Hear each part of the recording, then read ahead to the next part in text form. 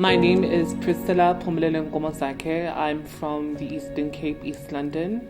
My pronouns are she, her, hers. One thing I love about myself is I'm very authentic. I'm very honest.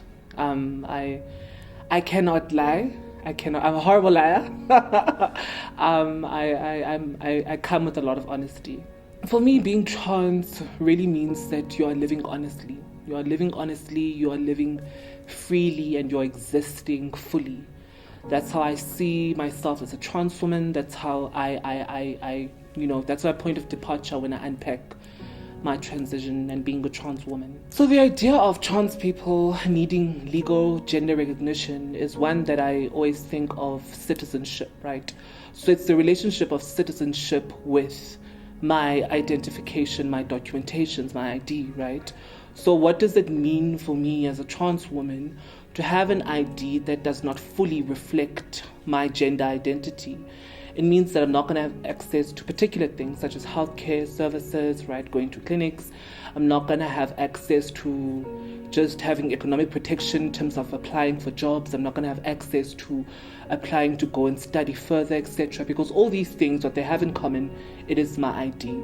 So it speaks to my citizenship, right? And when it comes to that, when I don't have access to those things, it limits my body. It limits the spaces I get to navigate. It limits my access to, my human rights as a South African citizen. And so that is why it is incredibly important for people to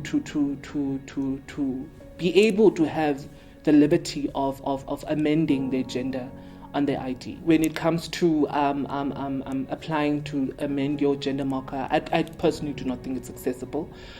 I think that in order to really amend your gender marker, you need to be able to have access to space, right? You need to also have access to knowledge, right, and information.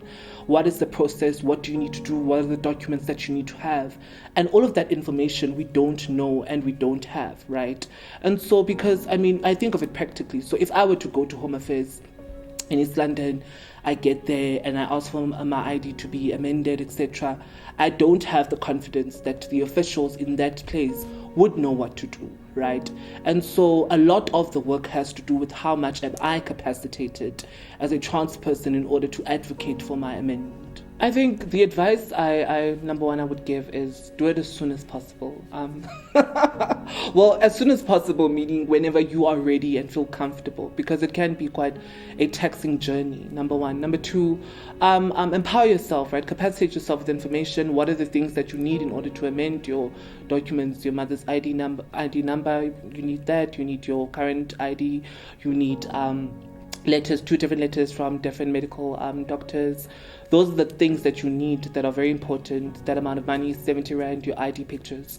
So knowing that information will help as well. And then one final thing I always recommend is that try and look for an organization that will help you. It's always better to go there with people that already have a relationship with Home Affairs, because they do respond differently when she would be there or when Iranti would be there, because these are people who deal with this every single day and they already have existing relationships with this institution. The message that I'd like to share to our leaders about just the process of amending one's gender marker is that it's important. It's an important process, and it's really a process that speaks to our human rights, our humanities as people of trans experience in South Africa. What does it mean for me to be a person? What does it mean for me to be a human being? What does it mean for me to be a South African citizen? Our citizenship is tied to our IDs in South Africa, and if our IDs do not really express and reflect Ubutina ourselves, then I don't think that we will be able to live freely and fully in this country. So it's important that Parliament and people who have the power to change, to reform, and to better policy, to better the lives of transgender people, because they do exist. When it comes to Transgender Day of Remembrance, I always think of trans people who have passed over, right? Because the Day of Remembrance of trans people, it is about remembering the people of trans experience that have passed over, and usually because they are trans, whether it would be because of their mental illness, mental health, or it's because of them passing over because of hate crimes or whatever. but mainly it is because we need to really remember that we are here today because trans people existed previously and trans people fought, and so to remember and dedicate a time and a day where we, listen and read out the names of people that contributed for this and into this movement. My name is Priscilla Nkomozake, and I am a proud Black South African trans woman.